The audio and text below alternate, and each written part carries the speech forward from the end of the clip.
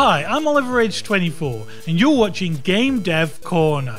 Subscribe for regular videos about making and marketing indie games. Every now and again, I'll see a post in one of the game dev communities where a game developer gave up their job and used their savings to work on their game full time. The vast majority of these stories are quite horrific, and they end in disaster. Complications arise, the money runs out, and the game takes longer than they expected. They're unable to pay bills, they can't make rent, they've isolated themselves away, and now, a fate worse than death, they're gonna have to go job hunting.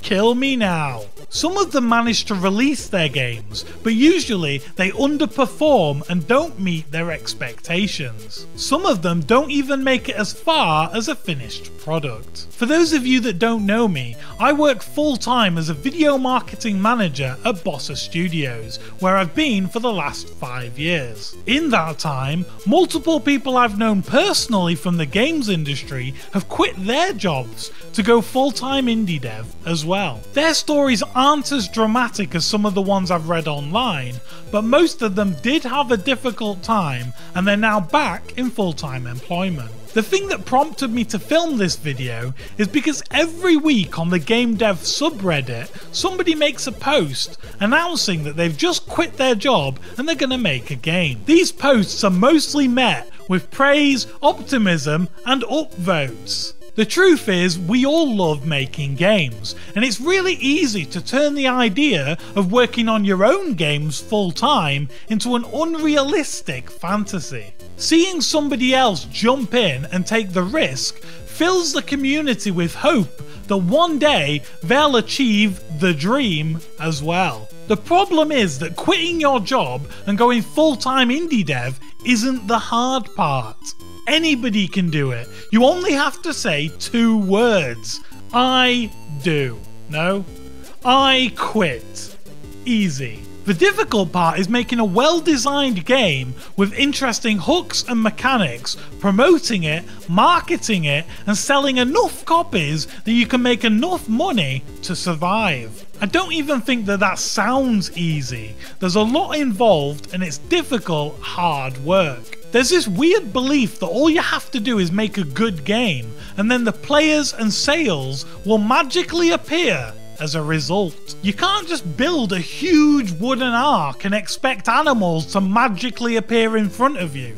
This isn't the Bible, it's 2019 and there are thousands of games competing for our attention. There are only so many hours in the day and there are too many good games. If you include mediocre games and bad games, there are lifetimes full of them. In 2018 there were 9,316 games released onto Steam. If you tried to play each of them for just 1 hour with no breaks and no sleeping in between, it would take you 388 days. It would literally take you more than a year. It would also cost you approximately $46,484.84, which, personally, is a little bit more money than I typically spend per year on games. The median average number of copies that each game sold is 2,000, and the median average price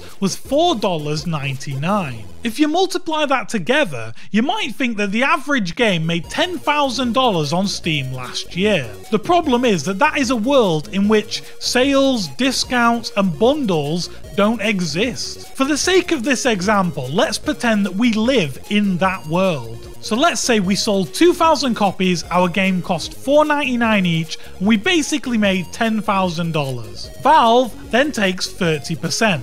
So we're left with $7,000. Games take a really long time to make, and if it's the first game that you're making, you have literally no way to estimate how long it will take. For this example, let's say that our game took 2 years to make. Then, let's say that we spent 1 year marketing and updating the game after release. That means that after 3 years, our game has been out for 1 year and we've basically made $2,333.33 per year. Chances are you're probably making more money than that in your current day job. Now, if you're thinking that the average game on Steam is hot trash, then you are right, because it's true. If you can make a good game with good art and good gameplay that's easy to sum up in a marketable sentence, then you're already stacking the odds in your favour. The majority of the best performing games though aren't made by a single indie developer.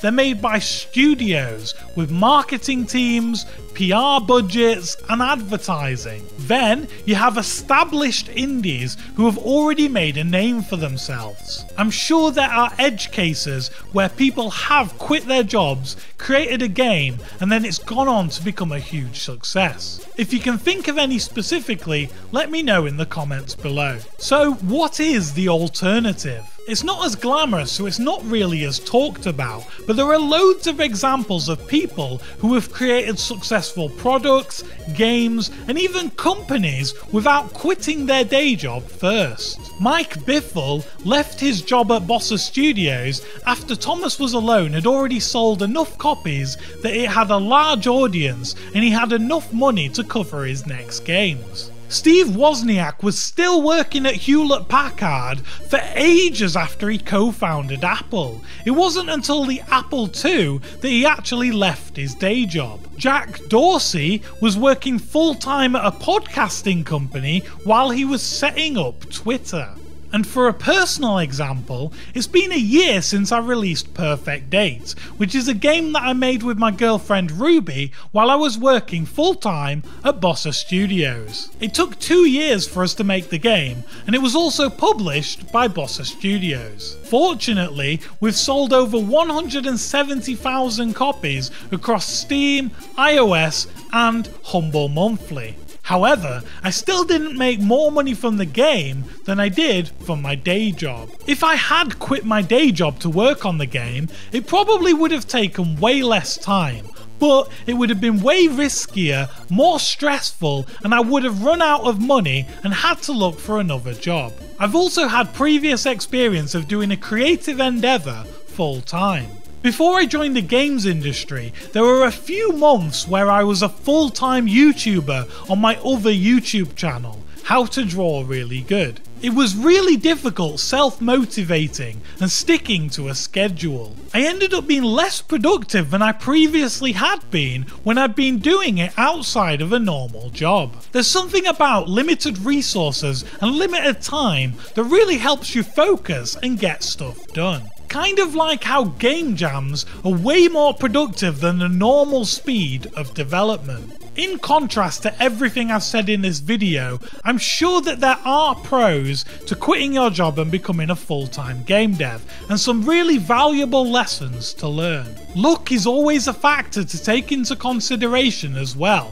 Outliers exist, and you might be one of them. Personally, I think it's best to err on the side of caution and try these things while you have the safety net of employment. That way, you don't have anything to lose except time, and time is worthless. We're all dying anyway. If you enjoyed this video, please subscribe and turn on notifications to find out about the next one. If you have any questions, your own story, or you just want to talk about anything I mentioned in this video, leave a comment below.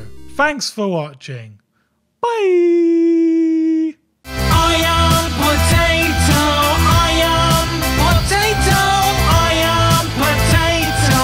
Jesus, you're malicious.